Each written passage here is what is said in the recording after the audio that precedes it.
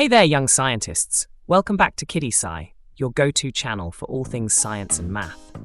Today, we're about to embark on an adventure into the world of Gödel's incompleteness theorems. Hold on to your hats, because things are about to get wild. Picture this. You're in math class, right? You're learning all about numbers and equations and all that fun stuff.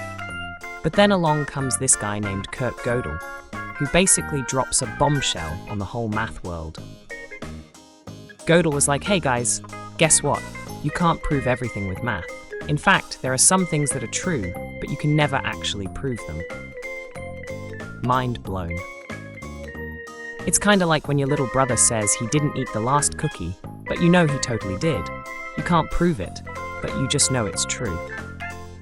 That's Gödel's incompleteness theorems in a nutshell. Let me give you another example. Think about a big box of Lego bricks. You might have all the pieces you need to build a cool spaceship, but there's always something new you can create, right?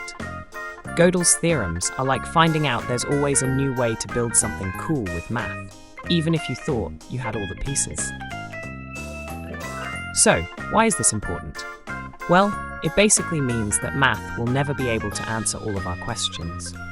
There will always be some things that are true, but we can never prove them.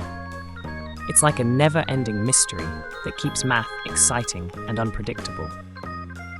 But don't worry, young scientists, you don't have to be a math genius to understand this stuff. Just remember that Gödel shook up the math world by showing that there are some things we'll never be able to figure out.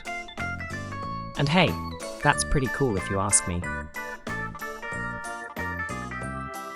So next time you're struggling with a math problem, just remember Gödel and his incompleteness theorems. It's like a little reminder that sometimes it's okay not to have all the answers. Just do your best, keep learning, and who knows, maybe you'll be the next math genius to shake up the world.